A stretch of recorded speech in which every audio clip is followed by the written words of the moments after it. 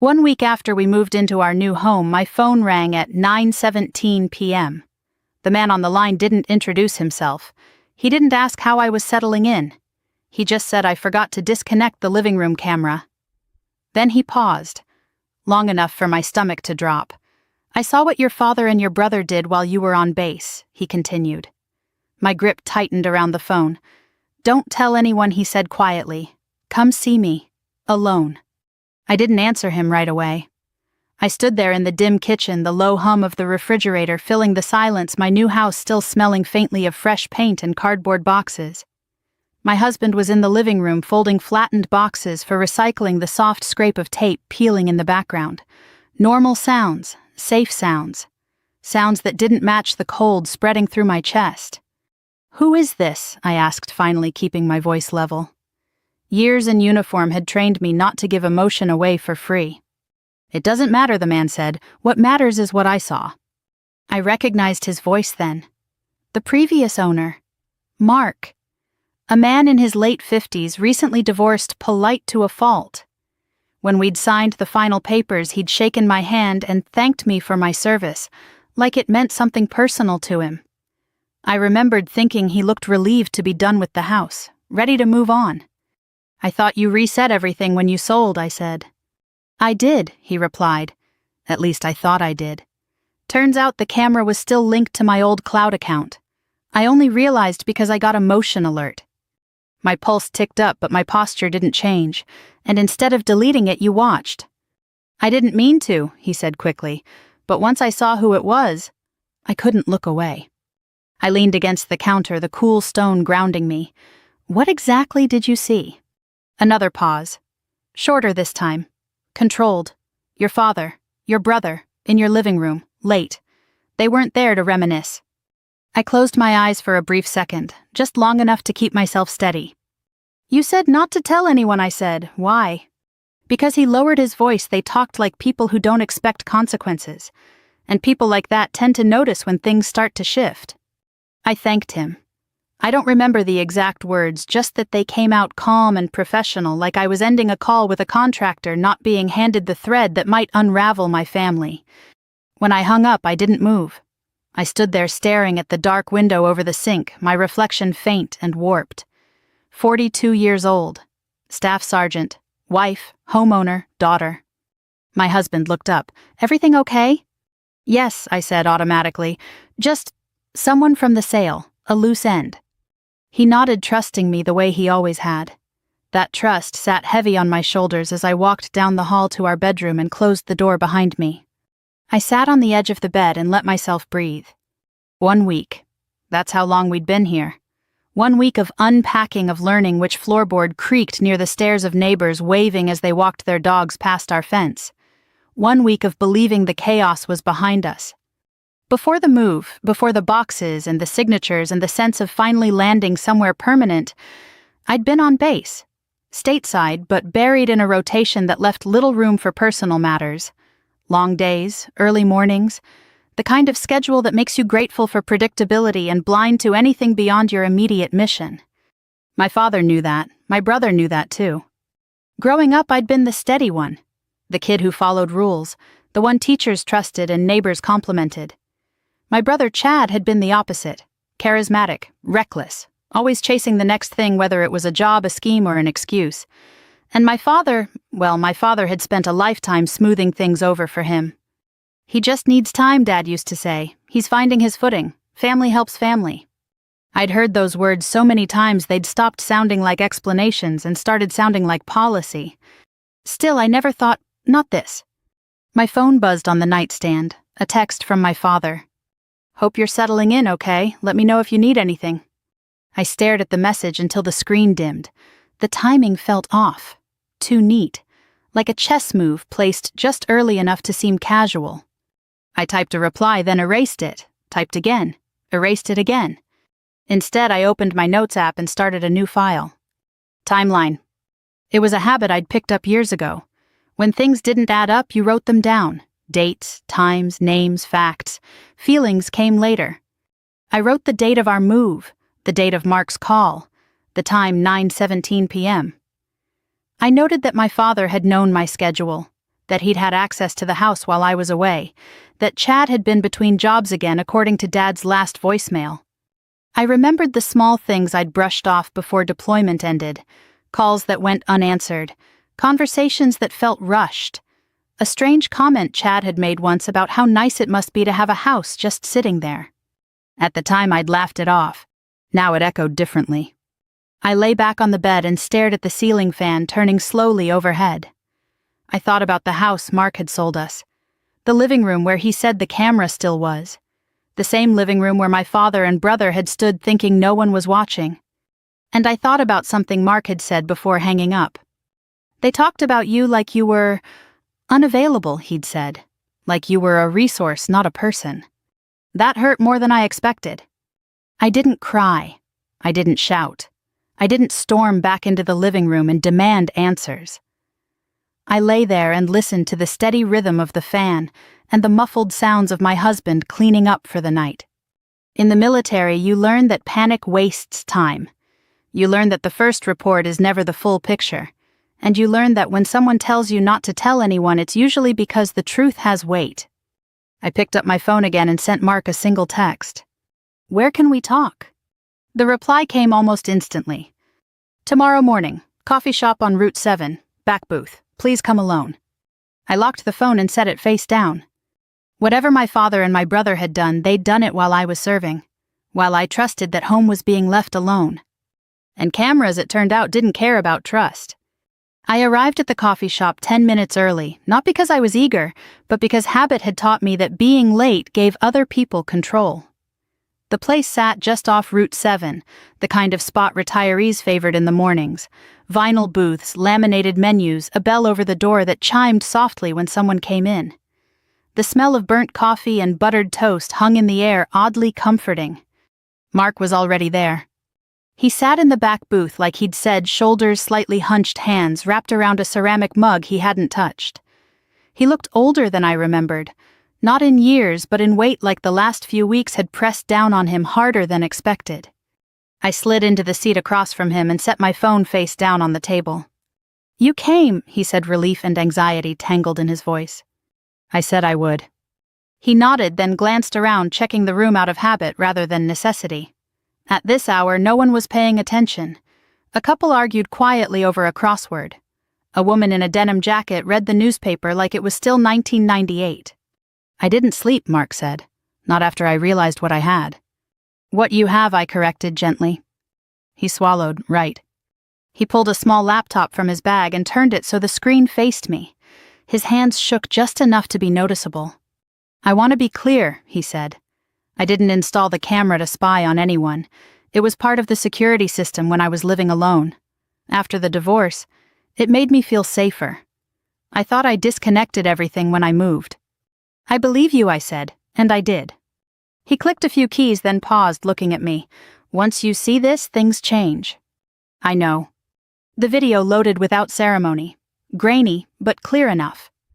A wide view of the living room. The couch we'd just replaced, the old bookshelf Mark had left behind the window that faced the street.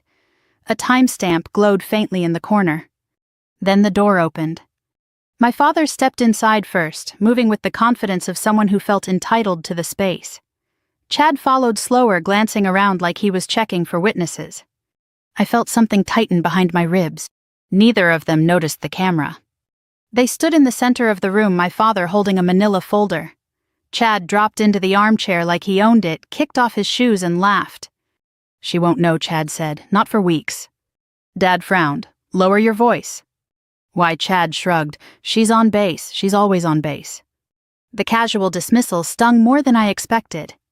Dad sat down and opened the folder, spreading papers across the coffee table. Even through the low resolution, I recognized the format. Legal documents, signatures, boxes checked with firm strokes. "I don't like this," Dad said, "but we don't have a choice." Chad leaned forward. "You always say that." "This isn't about liking it," Dad snapped. "This is about helping family." I closed my eyes for half a second, then forced them open again. "Fast sale," Chad continued. "Cash buyer. Benson says he can move it in under 2 weeks if we don't ask questions." Dad hesitated. "And the money?" "Straight to my account first," Chad said. "Then we settle the rest." "You promised." I promised I'd fix it, Chad cut in. This fixes it. There was a silence then, the kind that fills a room when everyone knows they're crossing a line but no one wants to be the first to name it. She makes good money, Dad finally said. She'll recover. That sentence landed harder than any insult I'd ever heard. She's strong, he continued, almost convincing himself. She's always been strong. Chad smiled. Exactly. Mark paused the video. I didn't realize my hands had clenched until he slid a napkin toward me. Do you want to stop? He asked quietly. No, I said. My voice surprised even me with how steady it sounded. Keep going. He hit play again. The next few minutes were worse. They talked logistics, dates. Who would say what if I asked questions? Chad joked about how military folks never read the fine print. Dad laughed once nervously, then fell silent. At one point, Chad stood up and paced. She's not going to sue her own family, he said. She won't want the mess. Dad nodded slower this time. She hates conflict. I felt a strange hollow ache at that. They weren't wrong about my dislike for conflict. They were wrong about what I'd do to avoid it. The video ended the way it began, without drama. Chad grabbed the folder. Dad turned off the lights. The door closed. Mark shut the laptop. I watched it 3 times, he said, hoping I'd misunderstood. You didn't. I know, he whispered. I sat back against the booth, letting the vinyl creak beneath me. My reflection stared back from the dark screen of the laptop, calm, composed, and very far away. They mentioned a name, I said. Benson. Mark nodded. He handled the paperwork on my sale, too. Slippery guy. Always in a hurry. Did you ever see a lawyer when you sold? Mark shook his head. He said it wasn't necessary. Said it would slow things down. I exhaled slowly. There it was, the same pattern, fast, quiet, convenient. Why tell me I asked? Mark met my eyes. Because my sister served. Because I know what it costs to trust people while you're gone. And because if I didn't, I'd be part of it. I nodded. I'll need copies. I've already made them, he said quickly. Encrypted drive, cloud backup, dates and timestamps intact. Good, I thought. Very good. We sat in silence for a moment, the weight of what had just shifted settling between us. They don't know you saw this, Mark said. No. And they don't know I called you? Not yet. He hesitated. What are you going to do? I thought of my father's text, Chad's grin, the way they'd talked about me like I was a line item on a balance sheet. I'm not going to confront them, I said. Not yet. Mark looked relieved and concerned all at once. In my line of work, I continued, you don't act on the first piece of intelligence. You verify, you document, you prepare. And then I said, sliding out of the booth, you let the truth speak for itself. As I walked toward the door, the bell chimed softly again. I stepped into the cool morning air, the sun just beginning to warm the pavement. Behind me in a quiet coffee shop off Route 7, the past had caught up. And for the first time since the call the night before, I knew exactly what I was dealing with. I didn't go home right away. Instead, I sat in my car in the parking lot, engine off hands, resting loosely on the steering wheel. The morning traffic moved past in steady waves, people headed to work, to errands, to lives that still made sense. I watched them without really seeing them, replaying fragments of the video in my head like a loop I couldn't turn off. She won't know, she'll recover, she's strong. Strength, I'd learned, was often just another excuse people used to take from you. I started the engine and drove not toward my house but toward the base. It wasn't an emotional decision, it was muscle memory. When things went sideways, you returned to structure, to places where the rules were clear and the paperwork mattered. At my desk, I locked the door and pulled out a yellow legal pad. Not my phone, not my laptop. Paper had weight. Paper forced you to slow down. At the top, I wrote one word: facts. Under it, I listed everything I knew without interpretation. Date and time of video. Names spoken aloud. Documents visible. Mention of fast sale. Mention of funds routed to Chad. Name Benson. No adjectives, no conclusions. Then I opened a second page and wrote questions. What authority did my father actually have? What documents had been signed? Where were they filed? Was the property tied to any special protections? Who else knew? By noon, I had 3 pages filled. My chest felt tight, but my mind was clear. That was always the trade-off. Clarity hurt, but confusion hurt more. During lunch, I didn't eat. I walked down the hall to legal assistance. The sign outside was unassuming, the kind of place people walked past without noticing unless they needed it. I knocked once and stepped inside. A captain I'd met years earlier looked up. "Staff Sergeant Lawson, what brings you in?" "I need to ask some questions," I said, hypothetically. He smiled faintly. "That's how they usually start." I didn't show him the video. Not yet. I described a situation instead. A deployed service member, a family member acting under supposed authority. Property transactions done quickly, quietly. He listened without interrupting his pen moving steadily across a legal pad of his own. "Who held power of attorney?" he asked. "My father." "And what kind?" "General, for financial matters." He nodded slowly. General POA allows certain actions. It does not give carte blanche, especially not when it comes to real property. I felt a small shift inside me, not relief, direction. What if the service member wasn't notified? I asked. "That complicates things," he said. "What if the property was purchased while the service member was active duty?" "It was." "And financed how?" I hesitated. "VA-backed loan." His pen stopped. "That changes the stakes," he said carefully, significantly. He explained it plainly without drama. Protections, notifications, oversight, federal implications if procedures weren't followed. Words like unauthorized and misrepresentation and fraud were used, but never shouted. "Do you have documentation?" he asked. "I'm collecting it." "Good," he said. "Collect everything, don't confront anyone yet, and don't warn them." I nodded. That part came easy. Back at my desk, I logged into the county recorder's website. Public records were exactly that, public. It took 20 minutes and 2 false starts before I found what I was looking for. There it was, a filing from 3 weeks earlier, my property, a transaction marked processing. Not completed. My name still appeared on the record, but another name had been added.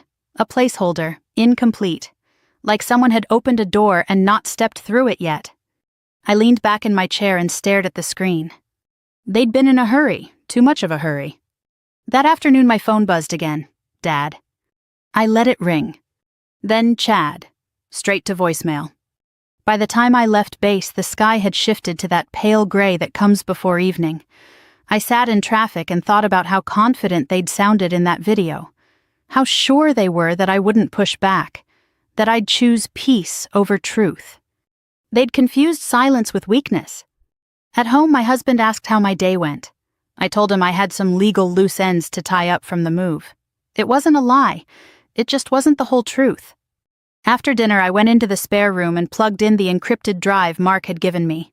I watched the footage again, this time with a different eye. Not as a daughter, as a witness. I noted timestamps, exact phrases. The moment Chad mentioned routing funds. The moment Dad said I'd recover. Then I backed it up twice. Before bed, I checked my phone one last time.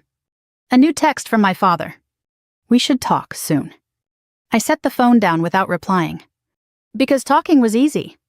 What I was doing now took discipline. And discipline, unlike trust, had never failed me. I went to see my father 2 days later. Not because I was ready to confront him, and not because I owed him anything. I went because patterns reveal themselves when people think they're still in control. And my father very much believed he was. He lived in the same house I'd grown up in, a modest place at the end of a quiet cul-de-sac. The lawn was trimmed. The flag on the porch hung straight. From the outside, everything looked exactly as it always had, orderly, respectable, untouched by consequence. Chad's truck was already there. I parked at the curb and sat for a moment watching the front door. I wasn't nervous. If anything, I felt strangely detached, like I was about to walk into a briefing I already knew the outcome of. My father opened the door before I knocked.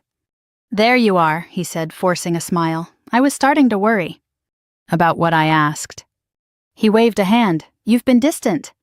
I stepped inside without answering. The house smelled like old coffee and lemon cleaner.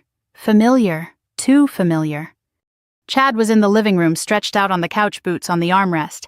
He looked up and smirked. "Well, if it isn't the homeowner," he said. "How's married life in the suburbs?" I took a seat across from him, folding my hands in my lap. Calm, neutral, waiting. Dad cleared his throat. I thought we could talk, like adults. I'm listening, I said. He sat down slowly, choosing the chair closest to me. You've seemed tense lately. Chad laughed. That's military life, always wound tight. I looked at him. You seem relaxed. Someone has to be. Dad shot him a warning look, then turned back to me. If something's bothering you, you can tell us. There it was, the invitation, the trap. When did you last go to my old house, I asked. The question landed harder than I expected. Dad blinked. Why? Just answer it. He hesitated. Not long, but long enough. A few weeks ago. Chad shifted on the couch. We were checking on things, making sure it was secure. I nodded. Late at night. Dad stiffened. Who told you that? I leaned back slightly, so it was late. Chad rolled his eyes. What is this, an interrogation? No, I said. It's a conversation. You offered. Dad's jaw tightened. We didn't do anything wrong. I didn't say you did. Another pause, thicker this time. You're not here to accuse us, are you? Chad asked. I met his gaze. I'm here to understand what you thought you were doing. Dad's voice dropped. We were trying to help. Who? I asked. He didn't answer. Because from where I'm sitting, I continued, it looks like you made decisions about my property while I was unavailable. Chad snorted. You're always unavailable. That one stung, but I didn't show it. I trusted you, I said to my father. That's not an accusation. It's a fact. Dad rubbed his temples. You're blowing this out of proportion. Am I? You weren't using the house, Chad added. It was just sitting there. I turned to him. You don't get to decide what's just sitting when it isn't yours. His smile faltered. Dad leaned forward. This family has always shared resources. I let the words hang for a moment. Shared implies consent. Silence. Outside, a car passed. Somewhere down the street, a dog barked. You're acting like we betrayed you, Dad said quietly. I'm acting like I'm asking questions, I replied, and you're avoiding answers. Chad stood up. This is pointless. He grabbed his jacket and headed for the door, then stopped. You know, for someone who hates conflict, you sure know how to stir it up. I watched him leave without a word. When the door closed, my father sagged slightly in his chair. You don't trust me anymore, he said. I considered that. Trust isn't a switch, it's a record. His eyes met mine. And what does my record say? I thought of the video, of his voice saying I'd recover, of the way he'd convinced himself it was for the best. It says you made choices for me, I said, without me. He looked away. I'm asking you one last time, I continued. Did you sign anything related to my house while I was on base? He swallowed. I had authority. That's not what I asked. Yes, he said finally, I signed. There it was, clean, simple, undeniable. I stood up. Where are you going? He asked. To handle it. Handle what? I turned back at the door. The consequences. His face paled. Don't do this. I didn't, I said. You did. As I walked out, I noticed Mrs. Halpern from 2 houses down watering her plants. She glanced up, recognition flickering across her face. Welcome home, dear, she said warmly. Thank you, I replied. The irony wasn't lost on me. Behind me, my father stood in the doorway of a house he still believed was safe. He was wrong. The sheriff's office sat just off Main Street, a low brick building with faded flags out front, and a parking lot that always seemed half full no matter the hour. I'd been there before for community meetings, for neighborhood events, but never like this. Never carrying a folder that heavy, even if the paper inside didn't weigh much. Inside, the air smelled faintly of disinfectant and old coffee. A bell chimed softly as I stepped through the door. The deputy at the front desk looked up, glasses perched low on his nose. Can I help you? Yes, I said. I need to file a report. He glanced at the folder tucked under my arm, then back at my face. Something in my expression must have told him this wasn't about a stolen bike or a noise complaint. Have a seat, he said. Someone will be right with you. I didn't sit. I stood off to the side, hands, steady eyes, scanning the room out of habit. A man filled out paperwork at a counter. Another waited on a bench, staring at the floor. Ordinary people. Ordinary problems. Mine just happened to involve blood. A woman in her early 30s approached me a moment later, hair pulled back, tight uniform crisp. I'm Deputy Morales. Let's talk. Her office was small but orderly. She gestured for me to sit, then took the chair across from me, notebook open. "Tell me what brings you in today," she said. I started at the beginning, not childhood, not feelings, just facts. I described the property, my service status, the timeline, the supposed authority my father held, the actions taken while I was unavailable. I told her about the intermediary Benson and the rushed nature of the transaction. Then I slid the encrypted drive across the desk. "There's video," I said, time-stamped, clear audio. She didn't react outwardly, but her eyes sharpened. "Where did this come from?" "The previous homeowner," I replied, unintentionally. She nodded slowly. "We'll need to verify chain of custody." "I understand." She plugged the drive into her computer and watched a short segment stopping after less than a minute. She didn't need more. "That's significant," she said quietly. "I've already spoken with legal assistance on base," I added. "They advised me to document everything and not confront further." "Good advice," she said. "Did you bring any records from the county?" I handed her printed copies of the filings I'd pulled. She scanned them, lips pressing together. "Processing but not finalized," she murmured. "Someone was moving fast." "Yes." She leaned back in her chair. "This crosses into more than a civil matter." "I know." She met my eyes. "Are you prepared for what that means?" I didn't hesitate. I didn't start this. I'm just ending it properly. She studied me for a moment, then nodded. "All right. Here's what happens next." She explained the steps calmly. Statements, notifications, a temporary hold on any pending transactions, contacting the county prosecutor, looping in federal oversight due to my service status and the nature of the loan. None of it sounded dramatic. It sounded methodical. I found comfort in that. When I left the office, the sky had darkened. The air felt heavier, like a storm was building somewhere beyond the horizon. My phone buzzed before I reached my car. "Dad." I let it ring. Then Chad, again and again.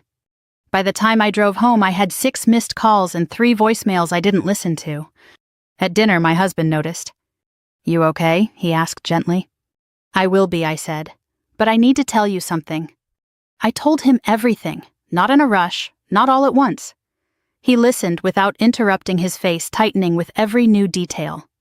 "They did this while you were serving?" he asked quietly. "Yes." He reached across the table and took my hand. "Whatever you need, I'm here." That was the moment it hit me how different support feels when it isn't conditional. Later that night, as I lay in bed staring at the ceiling, my phone buzzed again. A text from my father. "Please don't involve the police. We can fix this." I typed a response, then deleted it. Fixing something requires admitting it's broken. The next morning, Deputy Morales called. "We've contacted the county and the prosecutor," she said. "We're also reaching out to the intermediary you mentioned." "Benson." "Yes, he's familiar to us." That didn't surprise me. "And your father and brother?" I asked. "They'll be contacted," she said, officially. When I hung up, I sat in silence for a long moment. Not because I was afraid, because I knew this was the point of no return. Family has a way of convincing you that loyalty means silence, that love means absorbing damage so others don't have to. But silence doesn't protect you. It protects the people who hurt you. That afternoon, my father finally left a voicemail I listened to. His voice was strained. "Maria, please, this is getting out of hand. We can talk. We don't need outsiders." Outsiders, I thought, like the law. I didn't call him back. Instead, I drove past my old house on the way home. I didn't stop. I didn't slow down. I just looked at it through the windshield at the windows that had seen more than anyone realized. The truth had been recorded. And now it was moving step by step exactly where it needed to go. The official meeting was scheduled for Thursday morning at 9. Neutral ground. That's what Deputy Morales had called it. A small conference room at the municipal building, the kind with gray walls, a long laminate table and chairs that were designed to be uncomfortable enough to keep conversations short and honest. No flags, no family photos, no places to hide behind familiarity. I arrived early again, of course I did. I sat at the table with my folder open in front of me, hands resting flat on the surface. Across the room, Deputy Morales spoke quietly with a man I recognized from her office, older, heavier build suit worn thin at the elbows. County prosecutor. He nodded once in my direction, not smiling, not unkind. Then the door opened. My father walked in first. He looked smaller than I remembered. Not physically, he was still tall, still straight-backed, but diminished like the confidence he usually wore had been stripped away somewhere between his house and this room. Chad followed a step behind him, jaw tight, eyes darting. They took seats across from me. No one spoke for a moment. The silence felt different here, sharper, less forgiving. Deputy Morales cleared her throat. "Thank you all for coming. This is an official meeting regarding a pending investigation into unauthorized property transactions and potential misrepresentation." Chad scoffed softly. "This is ridiculous." The prosecutor turned to him. "You'll have an opportunity to speak. Right now, listen." Chad leaned back in his chair, arms crossed. My father stared at the table. Morales continued, "We're going to review evidence, clarify timelines, and explain next steps. This is not a negotiation." She looked at me. "Staff Sergeant Lawson, would you like to add anything before we begin?" I shook my head, no. I'd said everything that mattered already, on paper, on video. The prosecutor slid a tablet across the table and tapped the screen. The video loaded frozen on the first frame of my old living room. "We won't play the entire recording," he said. "Only the relevant portions." My father looked up then. Really looked. His eyes widened slightly. The video played. Chad's voice filled the room. "She won't know." My father's voice followed. "She'll recover." I watched their faces as they heard themselves. Chad's bravado drained first. His foot started bouncing under the table. My father's expression tightened, his mouth opening once as if to interrupt, then closing again. The prosecutor paused the video. "Mr. Lawson," he said to my father, "did you sign documents related to the sale or transfer of this property while your daughter was on active duty?" "Yes," my father said quietly. "Did you notify her?" "No." "Did you route funds from the transaction to your son?" Chad straightened. "That wasn't—" The prosecutor raised a hand. "We'll get to you." My father swallowed. "Yes." Chad's head snapped toward him. "Dad." "Enough," Morales said. The room felt like it had shrunk. "Mr. Lawson," the prosecutor continued, "were you aware that the property was financed through a VA-backed loan?" "Yes," my father said, "but I didn't understand." "Understanding isn't the standard," the prosecutor replied calmly. "Compliance is." He turned the tablet toward Chad. "Mr. Lawson, were you aware of these actions?" Chad hesitated. "I thought it was temporary. I thought we'd fix it." "Fix it how?" Chad looked down, once I got back on my feet. When the prosecutor asked. Silence. "That's what I thought," he said. Deputy Morales slid a document across the table. "This outlines the next steps. There will be formal statements taken today. The transaction has been placed on hold. The intermediary you worked with is under investigation."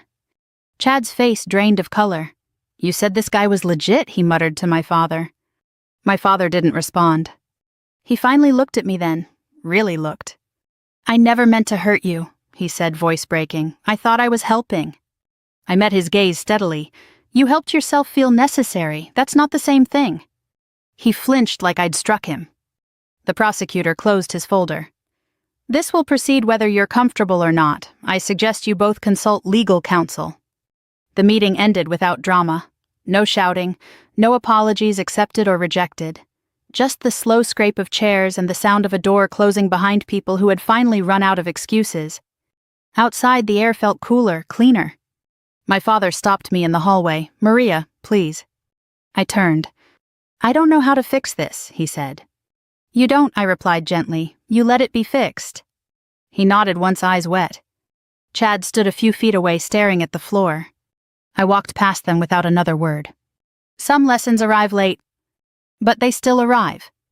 The weeks that followed moved more slowly than I expected. Not because nothing was happening, quite the opposite, but because real consequences don't rush. They unfold deliberately, one form, one interview, one hard conversation at a time. There were phone calls with attorneys, follow-up meetings with Deputy Morales, emails from the county clerk confirming what I already knew: the transaction had been formally voided. The intermediary, Benson, had stopped returning calls altogether. My old house was legally mine again, though it would be months before everything settled enough for me to step back inside without a deputy or a lawyer present. Strangely, that didn't bother me. Possession wasn't what I was fighting for anymore. Truth was, my father gave his formal statement 2 days after the meeting. It lasted nearly 3 hours. When he came out of the building, he looked exhausted in a way I'd never seen before. Not angry, not defensive. Just tired, like someone who'd finally carried his own weight instead of handing it off to someone else. Chad hired a public defender. That alone told me more than any apology could have. There was no dramatic arrest, no handcuffs, just restrictions, conditions, mandatory disclosures, the quiet dismantling of the illusion that what they'd done could simply be smoothed over. We didn't speak for a while. I focused on my life, on my marriage, on my work, on the routines that reminded me who I was outside of being someone's daughter. Every morning I drank coffee on the back porch of our new house and watched the light move across the yard. Every evening I locked the doors not out of fear but out of habit. The house felt earned, honest. One afternoon Mark called. "I just wanted to check in," he said. "See how you're holding up." "I'm okay," I told him, better than I was. "I'm glad I called you," he said. "I keep thinking about what would have happened if I hadn't noticed that camera." "So do I." We said goodbye like people who'd shared something heavy and didn't need to carry it together anymore. A few days later, my father asked if we could talk. Not meet, not argue, just talk. We sat on a bench in a small park near his house, the kind with squeaky swings and a cracked basketball court. The late afternoon sun filtered through the trees, catching the gray in his hair. He looked older, smaller, more real. "I'm not asking you to forgive me," he said after a long silence. "I just need you to know. I see it now." I didn't respond right away. I convinced myself I was protecting the family, he continued, but what I was really doing was avoiding responsibility. And I used you to do it. That was the closest he'd come to the truth so far. "I don't know what our relationship looks like after this," I said finally, "but it won't look like it did before." He nodded. "I understand." We sat there for a while longer, watching a group of kids ride past on bikes, laughing like the world hadn't taught them better yet. When I left, I didn't feel relief or anger. I felt something quieter, acceptance. Some breaks don't heal cleanly, they just stop bleeding. A month later, I went back to my old house for the first time alone. The door creaked when I opened it. The air inside smelled stale, like a place that had been holding its breath. Dust motes floated in the sunlight streaming through the windows. The living room looked exactly as it had on the video. Empty now. Silent. I stood in the center of the room and looked up at the corner where the camera had once been. It was gone. But its work was done. I walked through each room, slowly touching the walls, the door frames, the windowsills. This house had been more than an asset. It had been a witness. To my effort, to my absence, to their choices. I locked the door behind me and handed the keys back to the attorney waiting outside. That chapter was finished. What I learned from all of this isn't complicated, but it is hard. Family doesn't give anyone the right to erase you. Love doesn't justify deception. And silence isn't peace, it's permission. If someone tells you not to ask questions, ask them anyway. If someone tells you to keep a secret that hurts you, reconsider who that secret is really protecting. And if you're the strong one, the reliable one, the one who's always expected to handle it, remember this: strength doesn't mean surrendering your boundaries. It means defending them. If this story stirred something in you, if it reminded you of a moment when trust was tested or a line was crossed, I'd like to hear about it. Share your thoughts in the comments and tell me where you're listening from. We tell these stories so none of us has to carry them alone. We have many more stories to share, real, human, and hard-won, so if you'd like to keep walking this path with us, subscribe and stay for the next one. Let's keep going, together.